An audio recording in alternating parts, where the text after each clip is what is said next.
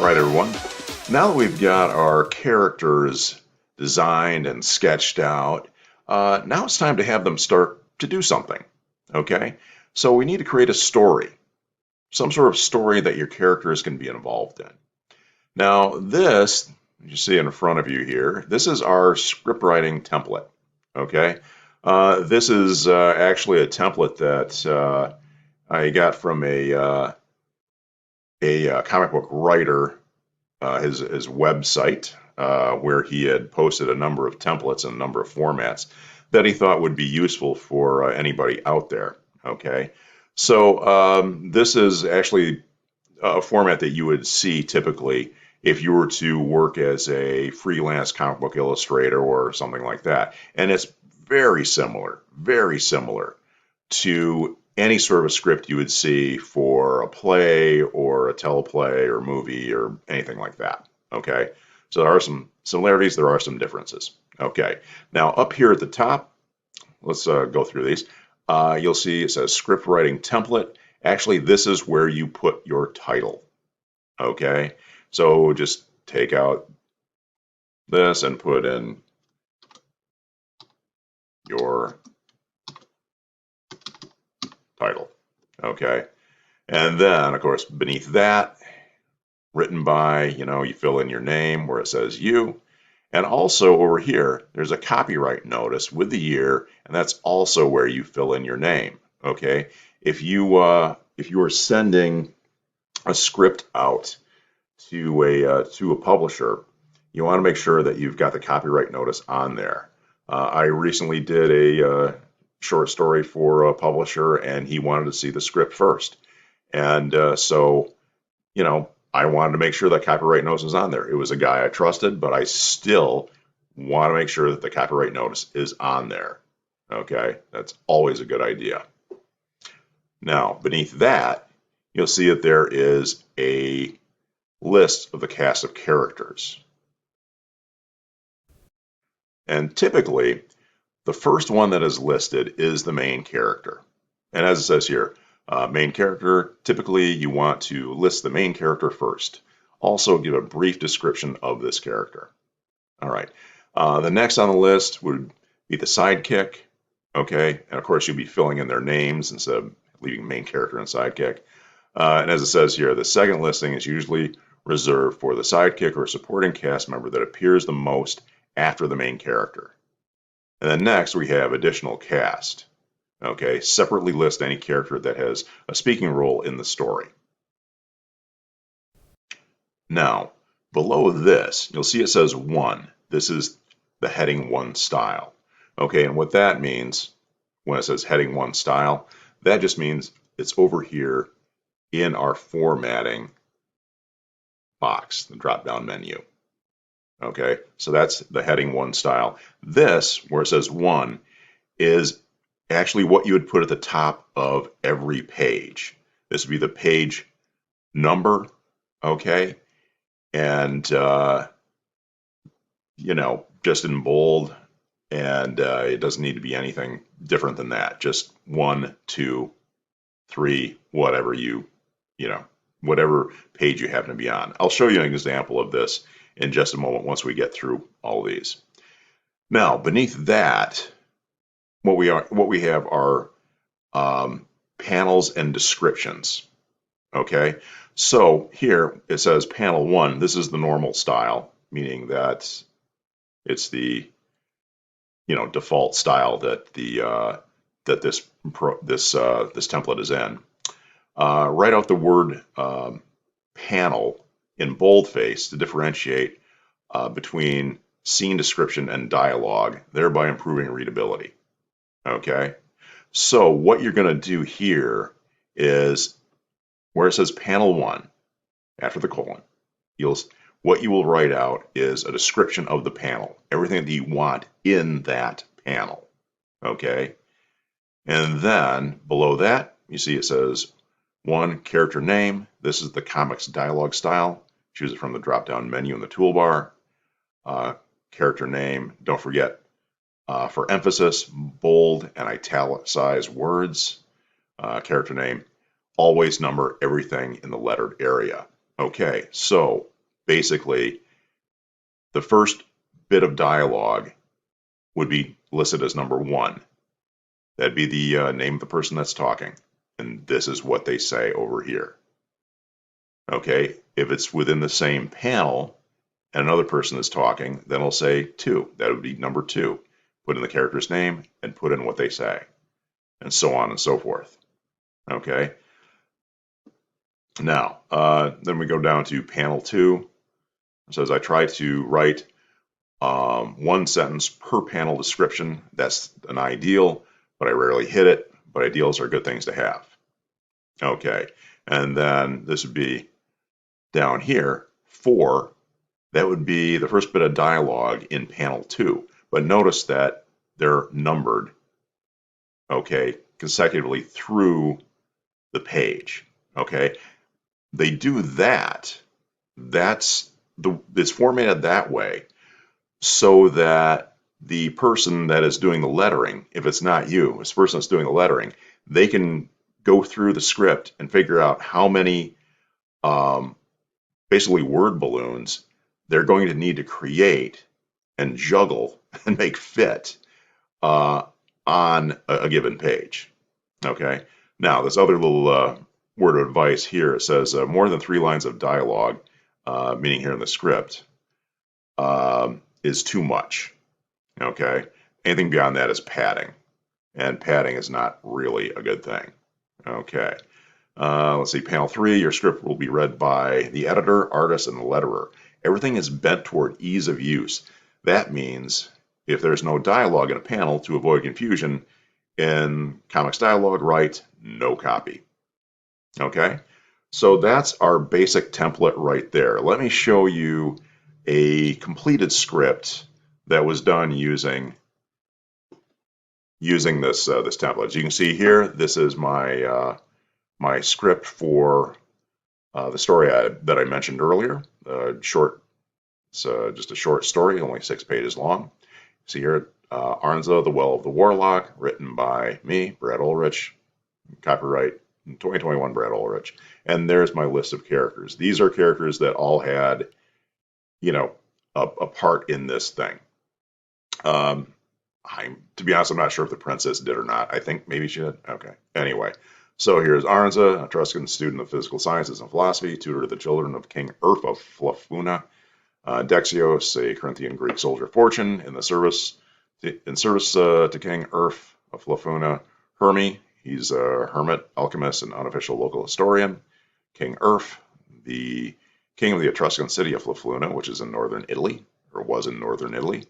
Zixu, an evil warlock who King Urf had killed and whose body was dumped into a well many years ago. And finally, Princess, the daughter of King Urf. She didn't really have a name. And then you can see here, this is page 1. And it says how many panels there are. 3 panels.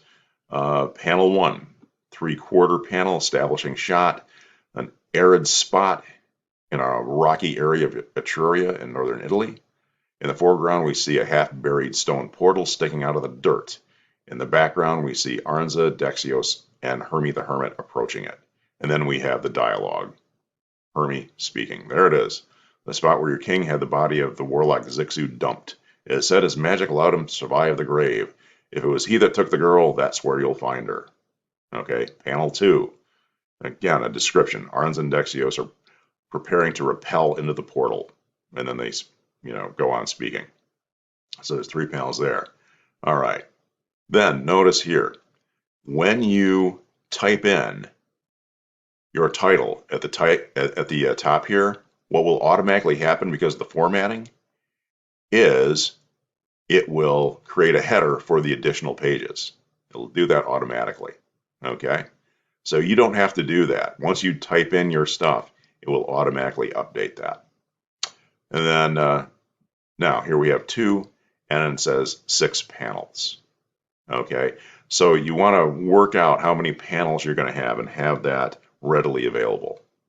Okay, as you can see here, panel 1, description, and then, dialogue, messenger, dialogue, and then, Urf, and Notice again, these are all numbered.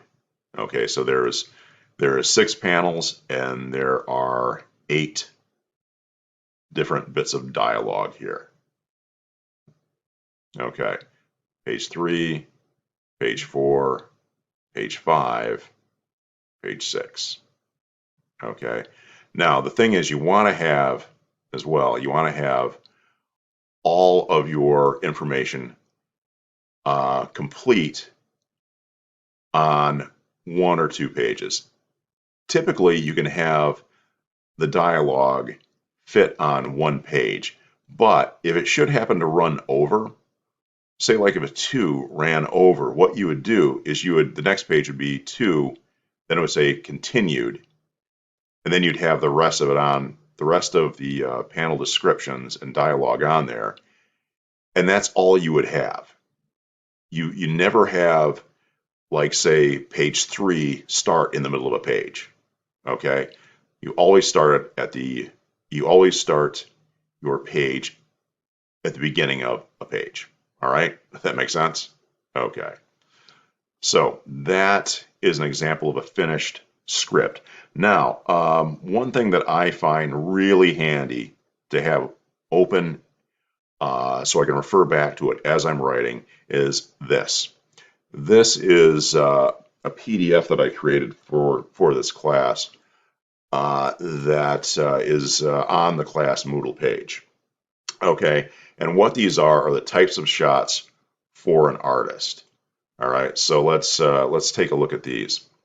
Now, the first thing is an establishing shot, and you see an example of it right here, drawn by let's see, I think this was Marshall Rogers and Terry Austin. Anyway, never mind, not important. Establishing shot. And this is usually an extreme long shot that defines a location and spatial relationships between people and objects in the panel. I think it is useful to have an establishing shot on every page of a story, or at least within every scene of a story. Establishing shots can also be for people or objects that we need to define for the audience. So there's that. Now, let's move down. An extreme long shot is a shot so distant that the main subject is a dot or not visible at all. You see some examples here. Distant long shot, a shot where the subject can be seen, but no meaningful information about the subject is discernible. A long shot, a shot of such distance that few details and little meaningful information about the subject can be easily seen. When the term long shot is used to describe a person, it usually means a full body shot of the subject. Okay, long medium shot, a shot where meaningful information about the subject can be seen, but the subject of the panel occupies less space than the surroundings within the composition. And you can see here, for example, this is a progressive shot where this is Sergeant Fury and his howling commandos are climbing up a sheer wall of a building and attacking some Nazis within. Okay, and you can see here in this last one, long medium shot where you can see Fury right there, and he's taking on the bad guys. Now, next here we have a medium shot, and that is a shot that shows the subject and the surroundings equally well. When referring to people, a medium shot would be from about the waist up, revealing maybe a half of the individual. And here's an example right here from the same comic book. All right, next we have a close medium shot. The subject takes up more of the frame than the surroundings, but is significantly cropped within the panel. The emphasis is clearly on the subject. When referring to people, a close medium or medium close shot would be from the breastbone up. And you can see here an example of that, about the breastbone right up there. This is sort of vertical shot because what's being shown is this guy's hand is being controlled by an evil entity, not himself. So, okay, let's move on. Bust shot, example right here. This is a head and shoulder shot, as mentioned above. And then right here we have a series of close-ups. Close up, the subject fills the panel with very little room around it. For a person, it's a full face shot. For an object, it's the entire object. Then finally, there's an extreme close up, or ECU. This shows a specific detail of the subject. The dial pad of a phone, the mole over someone's lip, a finger tightening on a trigger of a gun, etc. And as we can see here, it's just part of a face. Okay. Now, if we go back to our script, you can see here that I use those descriptions here, establishing shot, right? And, close up, flashback, and then a description. Okay, medium shot, close up. So as you can see, I went through and used all of those panel descriptions. They're universal within the world of comic book and graphic novel illustration. So if you are writing a script that someone else is going to be illustrating, you want to use these terms. Okay. Now, going back to our original template here. Now, as far as your story is concerned, the subject matter is up to you. Comics and graphic novel illustration, whatever you want to call it, that can handle almost anything. And for that matter, so can animation. So if you're doing storyboarding, it applies to that as well. Okay? So think about what kind of genre you want to write. Okay? What would be comfortable for you?